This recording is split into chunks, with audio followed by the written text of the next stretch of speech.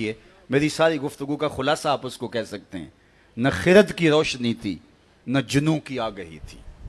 آپ کی توجہ مجھے درکار ہے۔ نہ خرد کی روشنی تھی نہ جنوں کی آگہی تھی، تیری رہبری سے پہلے یہ جہاں جہاں نہیں تھا۔ تیری رہبری سے پہلے یہ جہاں جہاں نہیں تھا، تیرے آستاں سے پہلے کوئی آستاں نہیں تھا، میں وہ زمین تھی جس کا کوئی آسمان نہیں تھا۔ تو زندگی کا سارا حسن، زندگی کا سارا جمال حضرت انسان کو ملا ہے تو میلاد والے رسول کی چوکھٹ سے ملا ہے، اور اگر یہ در نہ ملتا تو انسان آج بھی رسوا ہو رہا ہوتا۔ اور دیکھیے کہ جہاں جہاں حضور کی دہلیز لوگوں کو نہیں ملی، آج بھی وہ پتھروں کے آگے اپنا ماتھا ٹیک رہے ہیں، آج بھی وہ درختوں، سانپوں، بچھوؤں اور حشرات الارض کو اپنا معبود مان رہے ہیں۔ تو جو خود شناس نہیں ہے وہ خدا شناس کیسے ہوگا؟ تو اس دہلیز پہ آ کے ہمیں زندگی کا نور نصیب ہوا، اور اگر یہ در نہ ملتا تو آج بھی ہم لڑک لڑک کے نہ جانے کہاں چلے جاتے۔ نصیر اچھا ہوا ان کا در مل گیا، ورنہ کہاں رکتے کہاں تھمتے نہ جانے کہاں جاتے۔ آج لڑک لڑک کے انسانی قافلہ کس گڑھے میں گرا ہوتا۔ انسان کو عزت اس کی ذات سے آگہی، خود آشنائی کا نور، خدا آشنائی کا جمال اگر نصیب ہوا ہے تو میلاد والے رسول کی چوکھٹ سے نصیب ہوا ہے۔ السلام علیکم ورحمۃ اللہ وبرکاتہ۔ الحمد لولیہ والصلاة والسلام علی نبیہ وآلہ وصحبہ وبارک وسلم۔ قال اللہ تعالی وتبارک فی القرآن المجید والفرقان الحمید فی شان حبیبہ مخبرا وآمرا ان اللہ وملائکتہ یصلون علی النبی یا ایہا الذین آمنوا صلوا علیہ وسلموا تسلیما۔ اللہم صلی علی سیدنا و مولانا محمد معدن الجود والکرم وآلہ وصحبہ وبارک وسلم۔ حمد و تعریف و توصیف اللہ جل مجدہ الکریم کی ذات بابرکات کے لیے، جو خالق کائنات بھی ہے اور مالک شش جہات بھی۔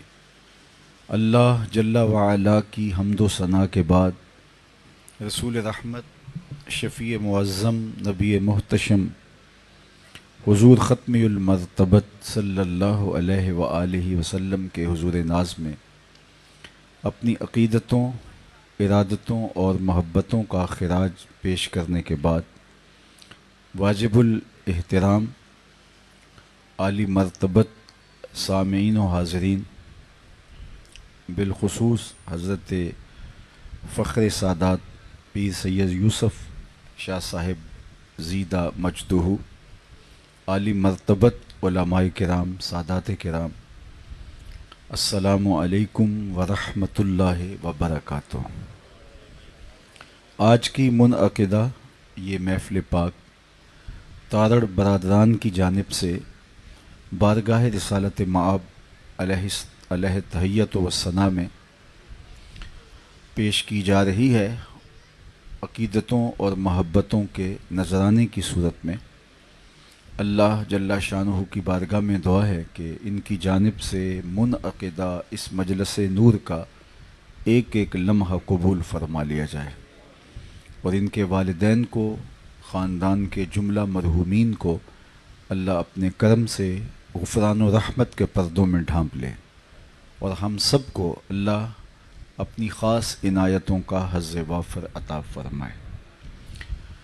میلاد النبی صلی اللہ علیہ وآلہ وسلم کا عنوان ہے، اور چند دن کے بعد یہ مبارک مہینہ ظہور پذیر بھی ہو رہا ہے، اور آقا کریم علیہ السلام کے میلاد پر مسرتوں کا اظہار کرنا، خوشیوں کا اظہار کرنا اہل ایمان کا طریقہ رہا ہے۔ میں آپ کو سب سے پہلے ایک مجلس میں لیے چلتا ہوں جس کو منعقد ہونے کے لیے مسجد نبوی کا صحن میسر آیا۔ ہجوم عاشقاں تھا، مجلس جمی تھی کہ آقا کریم حجرہ انور سے نکلے اور اس مجلس میں خود تشریف فرما ہوئے۔ صحابہ بیٹھے ایک مجلس برپا کیے ہوئے موجود تھے، تو آقا کریم نے انہیں ارشاد فرمایا ما اجلسکم، صحابہ تم کیوں بیٹھے ہوئے ہو؟ جلسہ کاہے کا ہے؟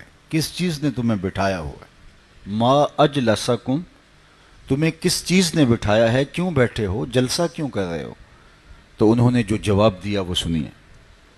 انہوں نے کہا جلسنا نذکر اللہ و نحمدہ علی ما ہدانا لدینہ و مننا علینا بکا۔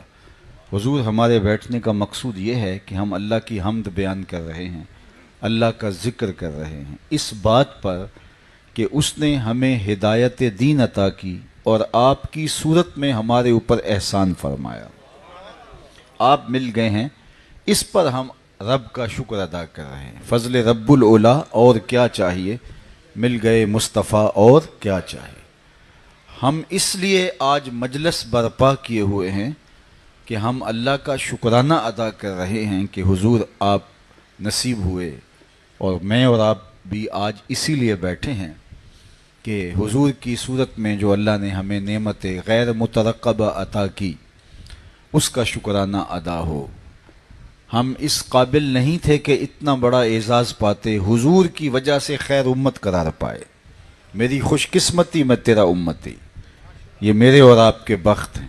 وہ کسی نے کہا بری نازم کے ہستم امتے تو گناہ گارم و لیکن خوش نصیبم، میں گناہ گار تو ہوں لیکن خوش نصیب ہوں کہ حضور کا امتی بننے کا اعزاز مجھے نصیب۔ تو آقا کریم نے فرمایا کیوں بیٹھے ہو؟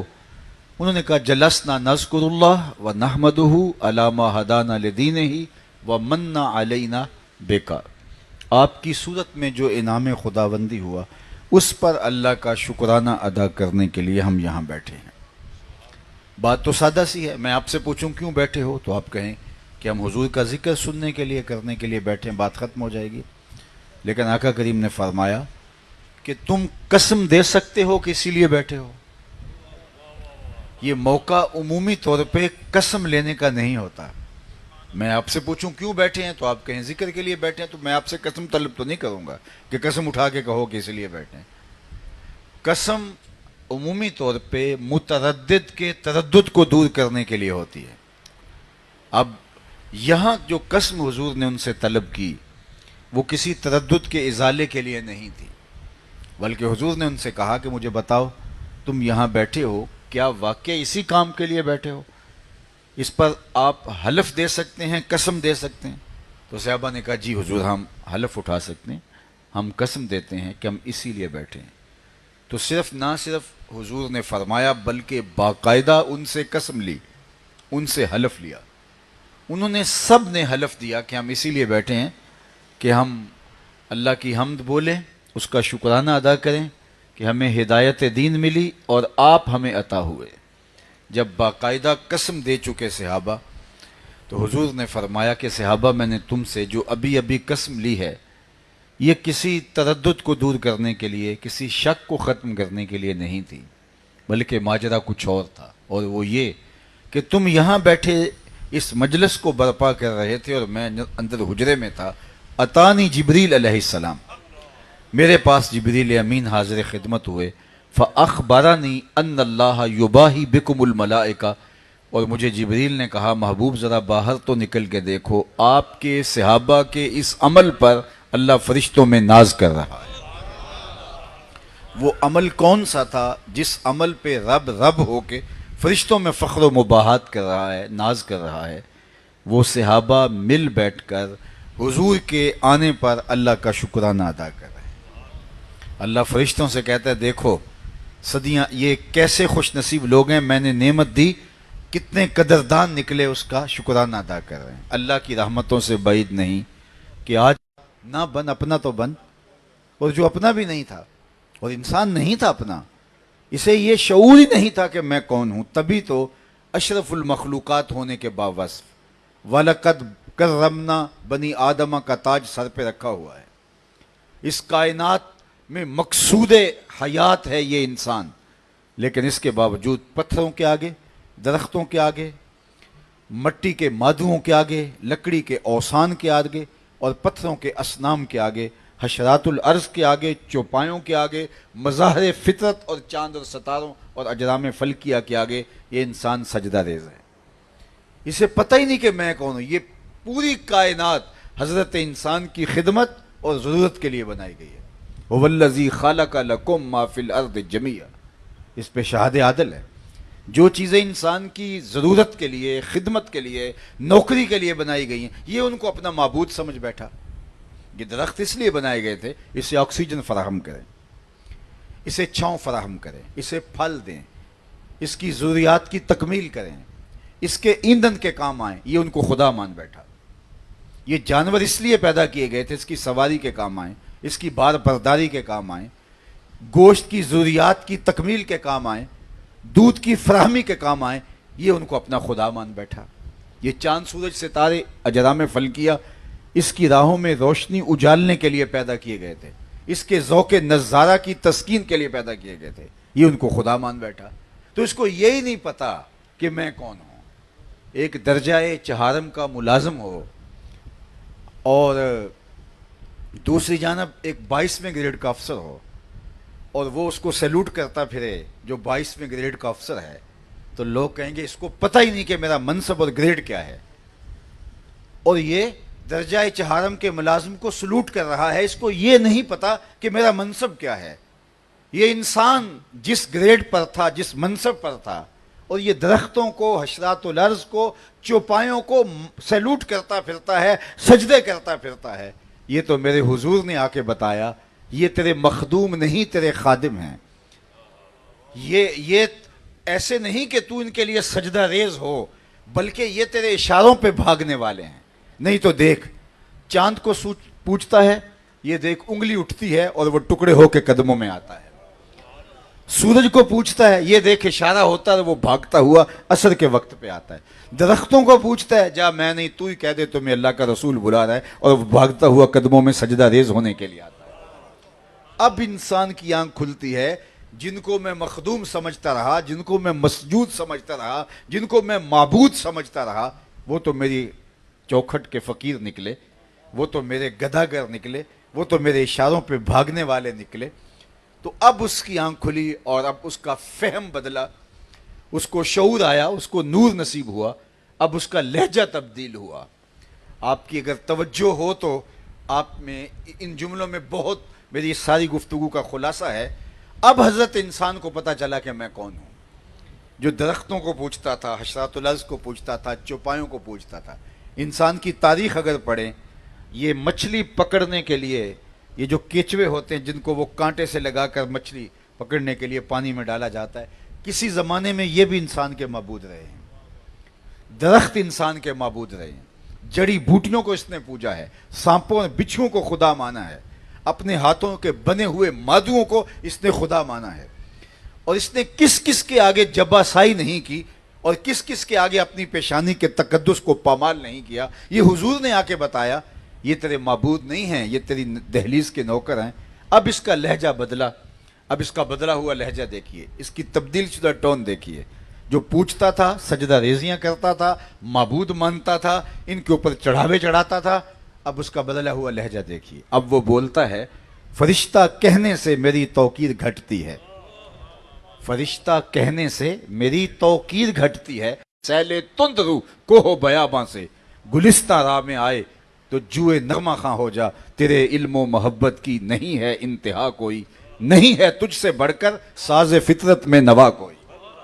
اسے اب سمجھ آئی، کانپتا ہے دل تیرا اندیشہ طوفان سے کیا۔ اقبال کا لہجہ دیکھیے، کانپتا ہے دل تیرا اندیشہ طوفان سے کیا، ناخدا تو، بحر تو، کشتی بھی تو، ساحل بھی تو، دیکھ آ کر کوچ آئے چاکے گریباں میں کبھی، کیس تو، لیلا بھی تو، صحرا بھی تو، محمل بھی تو، وائے ناکامی کہ تو محتاج ساکی ہو گیا، میں بھی تو، مینا بھی تو، مستی بھی تو، محفل بھی تو، آہ کس کی جستجو آوارہ رکھتی ہے تجھے، راہ تو، رہرو بھی تو، رہبر بھی تو، منزل بھی تو، بے خبر تو جوہر آئینہ ایام ہے، تو زمانے میں خدا کا آخری پیغام ہے۔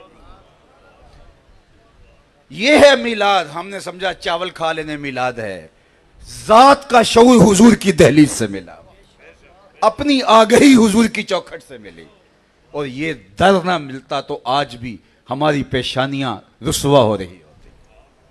نہیں تو دیکھ لو آپ کی ہمسائیگی میں انڈیا بستا ہے, پی ایچ ڈی ڈاکٹر ہے, کتنا بڑا منصب ہے, لیکن بت کے آگے سجدہ ریز ہے.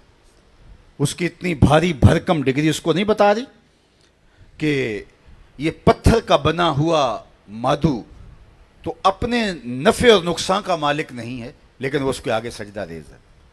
M B B S doctor ہے اور گائے کے پیشاب کو تبرک سمجھ کے چسکیاں لے لے کے پی رہا ہے اور اس کو متبرک سمجھ رہا ہے. اس کی طبیعت میں کوئی نفاست نہیں کہ اس بدبودار پیشاب کا تعفن اس سے دور رکھ سکے. یہ میں اس ڈاکٹر کی کہانی سنائی ہے جو M B B S doctor ہے, پی ایچ ڈی ڈاکٹر کی کہانی سنائی ہے. اب ادھر آ جائیں. میں اپنی مسجد کی ٹوٹیوں پر ایک 7 سال کا بچہ دیکھا جو اپنے پائنچے کو مل مل کے دھو رہا تھا.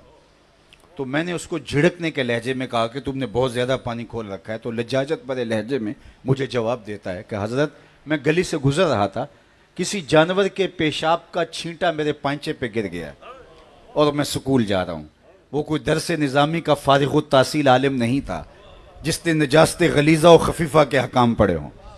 وہ ایک عام بچہ اور وہ بھی سکول کا, اور اپنے پانچے کے اوپر غیر مرئی چھینٹے جو دکھائی نہیں دیتے ان کو بھی مل مل کے دھو رہا ہے. میں حیرت میں ڈوب گیا کہ اس ڈاکٹر کو تو سمجھ نہیں آئی جو چسکیاں لے کے پیشاب پی رہا ہے, اور یہ 7 سال کا بچہ اس نے یہ کہاں سے سیکھا.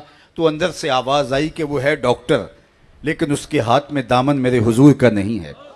اور یہ ہے 7 سال کا بچہ, ماں نے گٹی میں حضور کا پیار دیا تھا, اس لیے تقدس اس کی روح میں اتر گیا ہے. تو زندگی کا نور ملے گا, روشنی ملے گی تو اسی دہلیز سے ملے گی. اللہ اکبر. سید سلیم گیلانی مرحوم کا ایک شعر دیکھیے, میری ساری گفتگو کا خلاصہ آپ اس کو کہہ سکتے ہیں. نہ خرد کی روشنی تھی نہ جنوں کی آگہی تھی. آپ کی توجہ مجھے درکار ہے. نہ خرد کی روشنی تھی نہ جنوں کی آگہی تھی, تیری رہبری سے پہلے یہ جہاں جہاں نہیں تھا. تیری رہبری سے پہلے یہ جہاں جہاں نہیں تھا, تیرے آستان سے پہلے کوئی آستان نہیں تھا, میں وہ زمین تھی جس کا کوئی آسمان نہیں تھا. تو زندگی کا سارا حسن, زندگی کا سارا جمال حضرت انسان کو ملا ہے تو میلاد والے رسول کی چوکھٹ سے ملا ہے. اور اگر یہ در نہ ملتا تو انسان آج بھی رسوا ہو رہا ہوتا. اور دیکھیے کہ جہاں جہاں حضور کی دہلیز لوگوں کو نہیں ملی, آج بھی وہ پتھروں کے آگے اپنا ماتھا ٹیک رہے ہیں. آج بھی وہ درختوں, سانپوں, بچھوؤں اور حشرات الارض کو اپنا معبود مان رہے ہیں. تو جو خود شناس نہیں ہے وہ خدا شناس کیسے ہوگا. تو اس دہلیز پہ آ کے ہمیں زندگی کا نور نصیب ہوا, اور اگر یہ در نہ ملتا تو آج بھی ہم لڑک لڑک کے نہ جانے کہاں چلے جاتے. نصیر اچھا ہوا ان کا در مل گیا, ورنہ کہاں رکتے کہاں تھمتے نہ جانے کہاں جاتے. آج لڑک لڑک کے انسانی قافلہ کس گڑھے میں گرا ہوتا. انسان کو عزت اس کی ذات سے آگہی, خود آشنائی کا نور, خدا آشنائی کا جمال اگر نصیب ہوا ہے تو میلاد والے رسول کی چوکھٹ سے نصیب ہوا. ایک زمانہ تھا کہ یہ جو اب تو خیر بہت ہر سال پورے جوش و جذبے کے ساتھ باقاعدہ پروٹوکول کے ساتھ خواتین میدان عمل میں آتی ہیں اور مختلف نعرے لگاتی ہیں. تو اس وقت ہم ہمدرد حال کے اندر ایک درس قرآن کی نشست ماہانہ ہوا کرتی تھی. آج سے کوئی یہ 25 سال پہلے کی بات سمجھ لیجئے گا. تو مال روڈ کے اوپر کچھ خواتین نے جلوس نکالا اور انہوں نے جس طرح کے نعرے اس زمانے میں درج کیے. تو اگلے دن ہی یا غالباً اسی دن ہی ہمدرد حال میں درس قرآن تھا. تو میں نے کہا کہ تمہیں اسلام سے شکوے ہیں, تمہیں اسلام سے گلے ہیں, اور آج تم آزادی مانگتی پھر رہی ہو, اور سڑکوں کے اوپر جو ہے وہ پلے کارڈ اٹھائے تم کہتی ہو کہ ہمیں یہ بھی ملنا چاہیے, یہ بھی ملنا چاہیے. میں نے کہا تمہیں تو گھر میں بیٹھ کے درود پڑھنا چاہیے تھا, تمہیں زندگی آمنہ کے لال کی دہلیز سے ملی ہے. باپ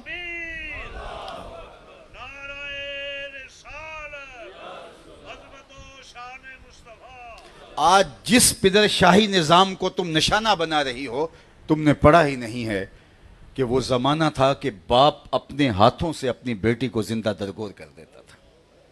اذا بشر احدهم بالانثى, قرآن بتاتا ہے جب کسی کو یہ خبر ہوتی کہ اس کے ہاں بیٹی پیدا ہوئی تو اس کا چہرہ سیاہ پڑ جاتا. آبرو بچانے کا ایک ہی راستہ تھا کہ اس بیٹی کو زندہ درگور کر دے, اور اگر وہ یہ نہیں کر پاتا تھا تو وہ معاشرے میں سر اٹھا کے چلنے کے قابل نہیں ہوتا تھا. جس معاشرے میں بیٹیوں کو زندہ درگور کرنے پہ باپ فخر کر رہا تھا, اس معاشرے میں میرے حضور کی آواز بلند ہوتی ہے, لوگوں سن لو میری فاطمہ میرے جگر کا ٹکڑا ہے. لوگوں نے صرف اس کو کلمہ محبت کے طور پہ دیکھا ہے, اور میں سمجھتا ہوں یہ کلمہ جہاد بھی ہے. اس ظالمانہ سماج کے خلاف جہاں بیٹی کو زندہ درگور کر کے باپ کو فخر ہوتا ہے اور زمانہ کہتا ہے اس نے آبرو بچا لی, اس معاشرت کے اندر میرے حضور کی صدائے احتجاج بلند ہوتی ہے, لوگوں سن لو میری فاطمہ میرے جگر کا ٹکڑا ہے. اور فرمایا جو دو بیٹیاں یا دو بہنیں رضائے الہی کے لیے پال کے جوان کرتا ہے پھر ان کی شادی کر دیتا ہے, قیامت کے دن میرے ساتھ اس طرح نیڑے ہوگا جس طرح یہ دو انگلیاں قریب ہیں. تو ایک صاحب نے کہا حضور اگر کسی کی دو بیٹیاں نہ ہوں ایک بیٹی ہو تو فرمایا اس کو بھی اعزاز ملے گا. اس کے پیچھے کا فلسفہ دیکھیے, کہاں بیٹیاں زندہ درگور کی جا رہی ہیں اور کہاں جس کی ایک بیٹی ہے وہ آرزو کر رہا ہے کاش کہ میری بھی دو بیٹیاں ہوتی ہیں. یہ تھا حضور کا لایا ہوا انقلاب. اللہ اکبر. کائنات ذرا اس دور میں پلٹ کے دیکھیں, کسی نے عورت کو بدی کا سرچشمہ کہا. اللہ اکبر. بدھ کہتا ہے خدا کی قربت کے راستے کی رکاوٹ ہی عورت ہے, اس کو ترک کرو گے, عورت سے دور ہٹ جاؤ گے تو تمہیں قربت الہی کا جمال ملے گا. لیکن میرے حضور نے فرمایا لوگوں سن لو مجھے عائشہ کے بستر میں وہی اترتی ہے. جب یہ کہا جا رہا ہے تو میرے حضور نے عورت کو کس مقام پہ کھڑا کر دیا. عکاظ کے میلے میں 3 سکے حقیقی بیٹوں نے 900 درہم کے اندر اپنی حقیقی ماں کو فروخت کیا ہے. یہ تاریخ کے ریکارڈ پہ موجود ہیں, اور میرے حضور جنت کو کھینچ کے ماں کے قدموں تلے رکھ دیتے ہیں. جب یزدگردوم اپنی حقیقی بیٹی اور بہن سے نکاح رچاتا ہے میرے حضور ان کا تقدس بیان کرتے ہیں. تو یہ ایک دن کا محفل میلاد نہیں, ساری زندگی حضور کے نام پہ لگا دو, حق کے شکر پھر بھی ادا نہ ہوگا. حقیقی میلاد ان نعمتوں کو سمجھنا ہے اور پھر شکرانے کی صورت کے اندر اپنی زندگی کو حضور کے نام پہ لگا دینا ہے. یہ کاروبار نہیں ہے, مجھے معاف کیجئے, یہ کاروبار بن چکا ہے, بہت بڑی جو ہے یہ مارکیٹ اور بہت بڑی یہ جو ہے انڈسٹری بن چکی ہے. لیکن یہ کاروبار نہیں, یہ مشن ہے. ایک لوگوں کو میلاد کا شعور اور پھر اس کے بعد تعامل کی طرف آنا ہوگا, اور اپنی زندگی کے روز و شب کو جو ہے وہ منظم کرنا ہوگا. اور یہ اللہ نے ایسا ہمیں موقع دیا ہے میلاد النبی کے حوالے سے. میں سمجھتا ہوں کہ یہ ایک ایسا موقع ہے میلاد کہ دلوں کا رجحان خود ذات رسالت مآب صلی اللہ علیہ وسلم کی طرف ہوتا ہے. تو اس سے کام لینا چاہیے, اور اپنی نسل کی ہم بہترین تربیت کر سکتے ہیں, اور ان کو یہ بتا سکتے ہیں کہ ہم اس شعور کو, اس نور کو, اس روشنی کو حضور علیہ السلام کی ذات سے وصول کرنا ہے. ہم نے سمجھ لیا شاید جھنڈیاں لگا دینا ہی میلاد ہے, میں اس کا انکار نہیں کرتا, خوشی کے اظہار کے لیے یہ سب کچھ کیا جاتا ہے. لیکن تمہارا میلاد جھنڈیوں تک محدود نہ رہے, بلکہ دل کے ایک ایک پرت پر حضور کے نام کی جھنڈی لگانا نہ بھولیے. صرف بنیروں پہ چراغاں کر کے میلاد کا حق ادا نہیں ہوگا. دل کی گلیوں میں بہت اندھیرا ہے, کوئی دیا لے کے یہاں بھی آؤ. صرف گلیوں کو صاف کر دینا کہ یہاں سے جلوس نے گزرنا ہے, صرف اس سے حق ادا نہیں ہوگا. کوئی جھاڑو لے کے دل نگر میں بھی آؤ. حسد کے, حقد کے, بغض کے, کینے کے, نفرتوں کے ڈھیر دل کی راہوں میں بہت پڑے ہوئے ہیں, اور آ کے دل کو صاف کرو. جب دل کی گلیاں صاف ہو جائیں گی, اندر بھی نور ہوگا, باہر بھی نور ہوگا, پھر نور والے رسول کا نور آپ کو جگمگا دے گا, روشن کر دے گا. پھر جھولی پھیلا کے کہنا چمک تجھ سے پاتے ہیں سب پانے والے, میرا دل بھی چمکا دے چمکانے والے. ان اجالوں کو ان کی چوکھٹ سے لو, اور میلاد کو اپنی پوری زندگی کے اوپر پھیلا دو. میں آپ کے سامنے ایک روایت عرض کر کے اپنی گفتگو کو سمیٹ لیتا ہوں. اللہ کے محبوب علیہ الصلوۃ والسلام نے وضو کیا, اور جب حضور وضو کیا تو وضو کا پانی صحابہ زمین پہ نہیں گرنے دیتے, وہ کسی کے ہاتھوں پہ ہوتا ہے. اللہ اکبر. حافظ شیرازی نے کہا تھا کہ جس طرح کے عاشق اپنے محبوب سے کہا کہ جس طرح کا میں عاشق ہوں اس طرح کا کوئی کسی کا عاشق نہیں ہوگا, اور آگے کہا کہ اس لیے کہ تیرے جیسا کوئی سونا بھی تو نہیں ہوگا. جس طرح حضور کے ساتھ عشق صحابہ نے کیا ہے ایسا کائنات میں آپ کو کوئی اور نہیں ملے گا, لیکن اس لیے کہ حضور جیسا زمانے میں ہنسی بھی تو کوئی نہیں ہے. کیونکہ عشق کی جو گرمی ہوتی ہے وہ حسن کی فراوانی سے ہوتی ہے. گیسوئے تابدار کو اور بھی تابدار کر, جو اقبال نے کہا تھا. بلکہ آگے ایک دوسرے مقام پہ کہا یک دو شکن زیادہ کن گیسوئے تابدار را. اللہ اکبر. ایک دو اور بل بڑھا دے اور شکن بڑھا دے گیسوئے تابدار کو, اور دل و قلب کو شکار کر. حسن کی فراوانی آگ لگا دیتی ہے عشق کے اندر. جتنا حسن فراواں ہوگا اتنا ہی جو ہے وہ عشق کے اندر طاقت اور توانائی ہوگی. کائنات میں حضور جیسا حسن کہیں نہیں تھا, اسی لیے صحابہ جیسا عشق نہیں تھا کہیں. تو انہوں نے حضور کے وضو کے پانی کو زمین پر نہیں گرنے دیا. وہ لیتے اور اپنے چہروں پہ مل لیتے, اور جس کو وہ پانی میسر نہ آتا وہ ان کے گیلے ہاتھوں سے ہاتھ رگڑ کے اپنے چہروں پہ مل لیتے تاکہ وہ تبرک, وہ نسبت اور برکت حاصل ہو جائے. جب اس منظر کو حضور نے دیکھا اور صحابہ کے اس عمل کو ملاحظہ فرمایا تو ارشاد فرمایا ما یحملکم علی ھذا. صحابہ تمہیں اس بات پر کس نے ابھارا ہے کہ میرے وضو کے پانی کو زمین پر نہیں گرنے دے رہے؟ میں نے تو اس کا حکم نہیں تمہیں دیا, حضور نے تو نہیں فرمایا کہ میرے وضو کے پانی کو زمین پر نہ گرنے دو. یہ صحابہ کا از خود ان کی محبت کی وجہ سے یہ ایک عمل تھا. تو آقا کریم نے فرمایا ما یحملکم علی ھذا, تمہیں اس بات پر کس چیز نے ابھارا ہے؟ نہ حکم قرآنی ہے, نہ میں نے تمہیں کہا ہے, نہ کوئی تاکید آئی ہے, لیکن تم میرے وضو کے پانی کو زمین. اللہ اور اس کے رسول کی محبت کا تقاضا ہے کہ ہم آپ کے وضو کے پانی کو زمین پر نہیں گرنے دے رہے. اللہ کے محبوب نے اس کی نفی نہیں کی, ان کی محبت کی حوصلہ شکنی نہیں کی کہ نہیں تم درست نہیں کر رہے. اور اگر نہ درست ہوتا تو نبی کا منصب ہے کہ روکے. یہ بات ذہن میں رکھیے, محبت میں اگر کوئی غلو کرے اور شریعت کی حد اگر پامال ہوتی ہو یا نظریات پہ زد پڑتی ہو تو نبی کا منصب ہے کہ وہ خاموش نہ رہے. ایک ایسا موقع آیا کہ حضور کے بیٹے حضرت ابراہیم کا انتقال ہو گیا اور اسی دن چاند کو گرہن یا سورج کو گرہن لگ گئی. تو صحابہ نے آپس میں بات کی کہ حضور کے بیٹے کے انتقال کا دکھ جو ہے وہ چاند سورج نے بھی منایا ہے, اور دیکھو کہ اس کو بھی گرہن لگ گئی ہے. تو یہ آپس میں بات ہوئی اور صدمے کا موقع تھا, تو یہ بات جو ہے وہ مدینہ المنورہ کے اندر پھیل گئی. تو آقا کریم علیہ السلام تک جب بات پہنچی تو حضور نے حضرت بلال حبشی کو کہا کہ آواز دو الصلاۃ جامعہ. لوگ مسجد میں جمع ہو گئے تو حضور ممبر کے اوپر تشریف فرما ہوئے اور فرمایا ان الشمس والقمر آیتان من آیات الرحمن لا یخسفان بموت احد منکم. لوگوں اچھی طرح سن لو, چاند اور سورج اللہ کی نشانیوں میں سے دو نشانیاں ہیں, کسی کے مرنے اور جینے سے اس کو گرہن نہیں لگا کرتا. یعنی ایک چیز پنپنے لگی تھی, نبی نے اس کو فوراً روک دیا. اب یہاں حضور نے ان کو منع نہیں کیا کہ تم میرے وضو کے پانی کو زمین پر نہیں گرنے دینا, لیکن کہیں ایک پہلو کی طرف توجہ نہ چلی جائے. اللہ کے محبوب علیہ الصلوۃ والسلام نے اصلاح فرمائی, فرمایا کہ یہ تم کیوں کر رہے ہو؟ انہوں نے کہا اللہ اس کے رسول کی محبت کی وجہ سے.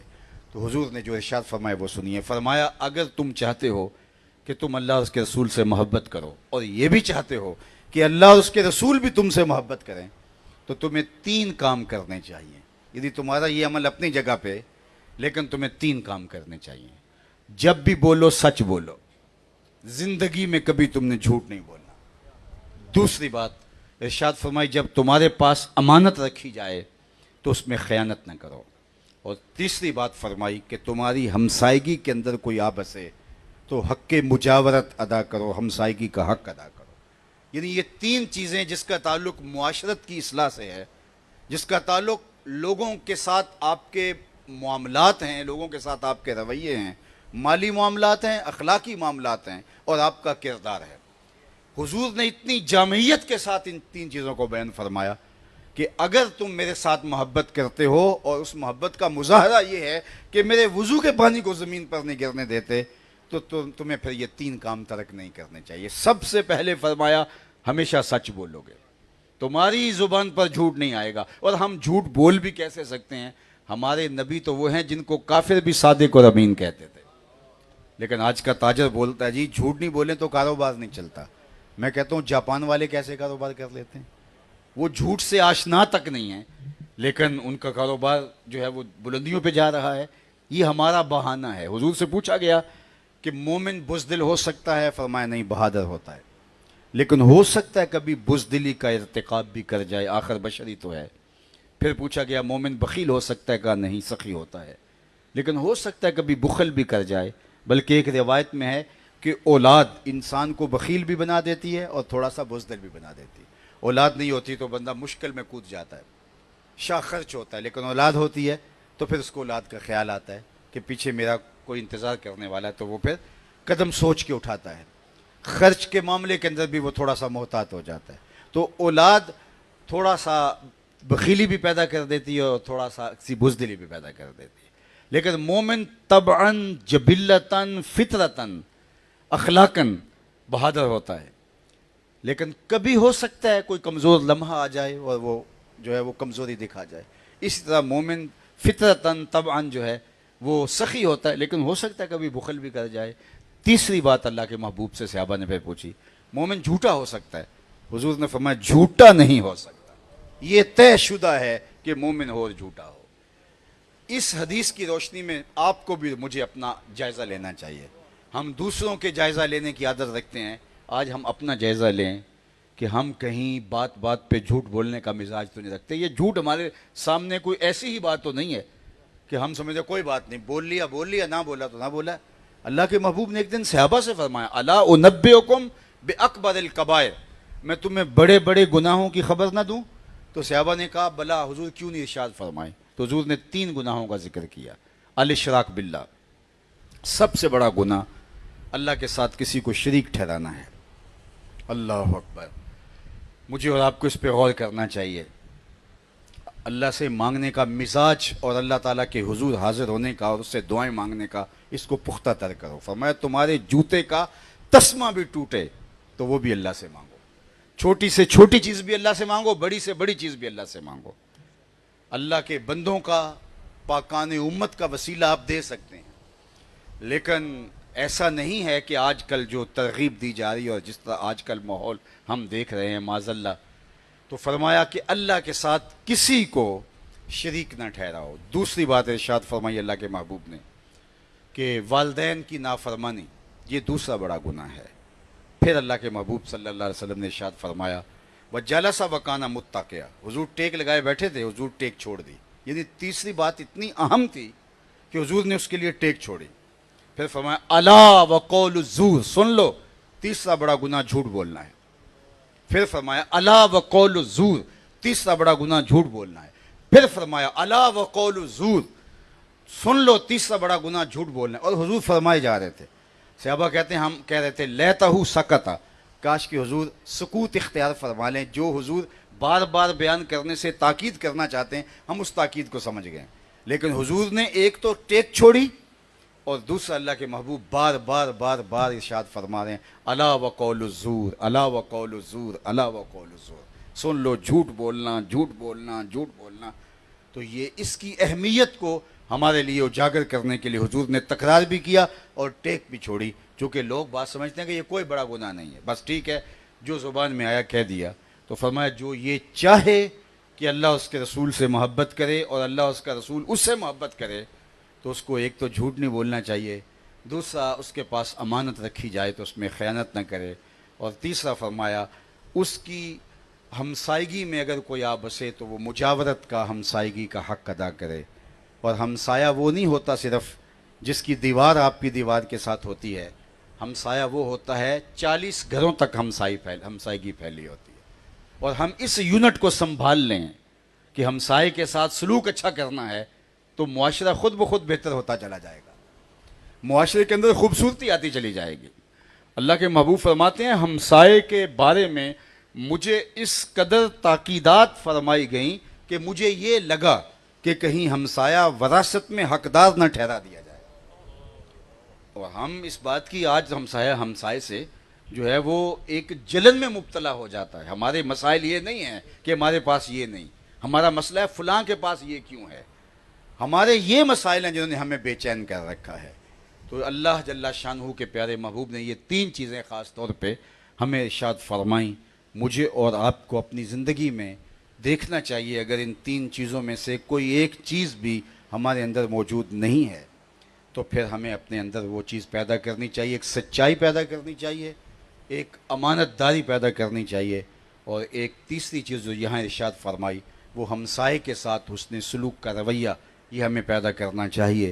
اللہ جل شانہ کی بارگاہ میں دعا ہے کہ آج کی اس مجلس کی ایک ایک ساعت قبول فرما لی جائے، جتنے لوگ آئے ہیں اللہ سب کو خیر و برکت عطا کرے، اور ہمارے میزبانوں نے جس مقصد کے لیے آج کی یہ مجلس منعقد کی اللہ اس کی برکتیں ان کا مقسوم فرمائے، ان کے والدین کو غفران و رحمت کے پردوں میں ڈھانپ لے۔ وآخر دعوانا ان الحمد للہ رب العالمین۔